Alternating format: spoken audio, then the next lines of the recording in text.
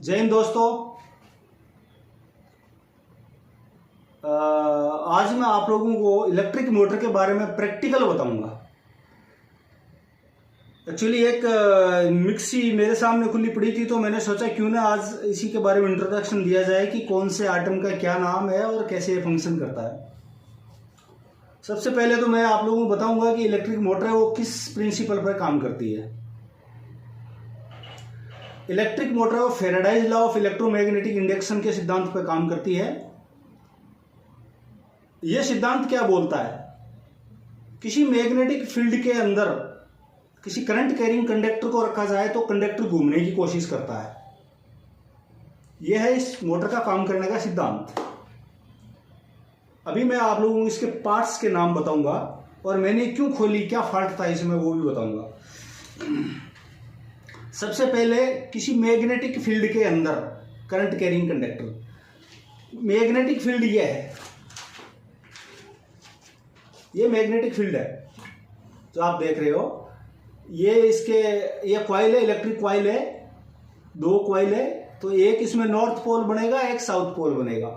ये मतलब एसी में पल्सेटिंग मैग्नेट बनता है, एक बार नॉर्थ एक बार साउथ। तो ये मैग्नेटिक फील्ड है।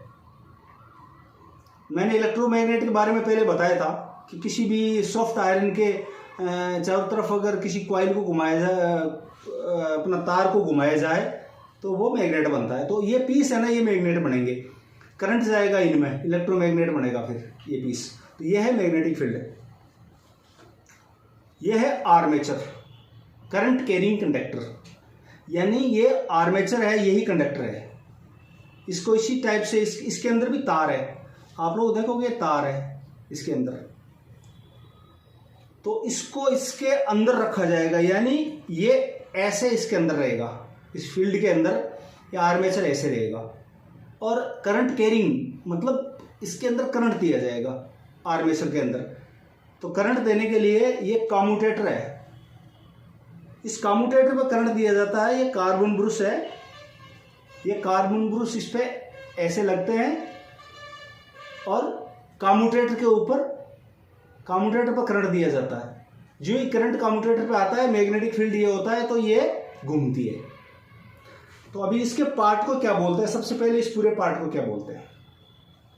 ये है शाफ्ट, ये कम्यूटेटर, ये बॉडी,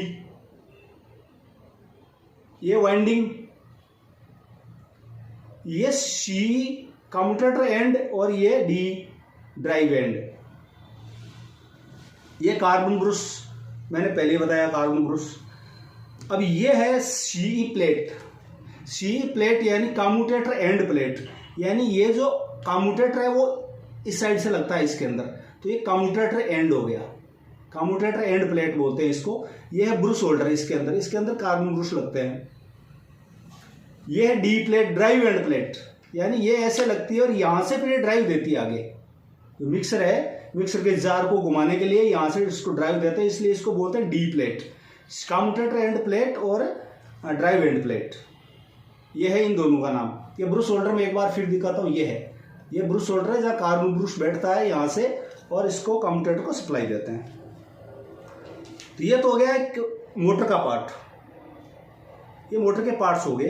अब ये है इसके अंदर एक 3 स्पीड रोटरी स्विच, जो कि इस मोटर की स्पीड को कम और ज्यादा करने के लिए 3 स्पीड रोटरी स्विच है। ये इसकी बॉडी है, ये मिक्सर की बॉडी है, ये है मिक्सी की बॉडी, जहां पर यहां जार लगता है और इसके अंदर ये मोटर बैठता है, इधर से मोटर बैठता है और ऊपर ये लगता है, फिर इसके ऊपर जार लगता है। अभी इसमें आने वाले फॉल्ट क्या क्या होते हैं? या तो ये आर्मेचर जल जाता है, इसकी वाइंडिंग जल जाती है, या बीच में से ब्रेक हो जाती है।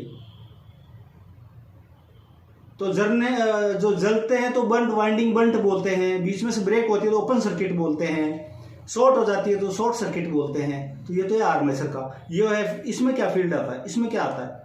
इसके अंदर ये फील्ड वाइंडिंग जल जाती है या टूट जाती है या शॉर्ट हो जाती है। तीनों सेम, दोनों फॉल्ट दोनों सेम इसमें आते हैं।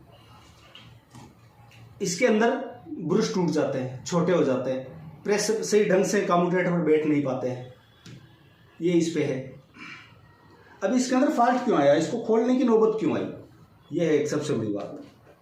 इसके अंदर एक शी बुश बियरिंग नहीं होता, एक शी बुश और एक डी बुश लगता है, बुश लगते हैं। देखो इसके अंदर ये है कम्यूटेटर एंड प्लेट के अंदर बुश लगा हुआ है, जो कि इस शाफ्ट पे बैठता है। ये जो शाफ्ट है ना, इस शाफ्ट पे बैठती है ये बुश। सेम बुश इस डी प्लेट पे लगती है, ये डी प्लेट है। देखो ये बुश है, ये बुश है, ये बुश है, ये ड्राइव एंड शाफ्ट पे लगती है। ये होता है स्मूथ रोटेशन के लिए, मोटर का स्मूथ रोटेशन के लिए ये दोनों बुश लगाई जाती है। एक तो बैलेंस रहेगा दोनों साइड में और एक स्मूथ रोटेशन होगा। ये इसके अंदर एक फैन है जो कि इसको ठंडा रखने के लिए, आर्मेचर जब घूमता है इसके अंदर जब करंट फ्लो होगा तो गर्म होगा तो इसलिए फैन के जरिए इसको हवा मिलती रहेगी, इसको ठंडा रखने के लिए। अब इसके अंदर फॉल्ट ये आया कि डी प्लेट की जो बुश है, बुश टूट गई थी।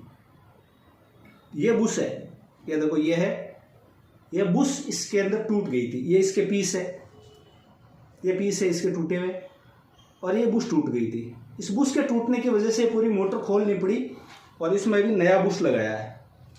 बाकी इसके अंदर कोई फॉल्ट नहीं है।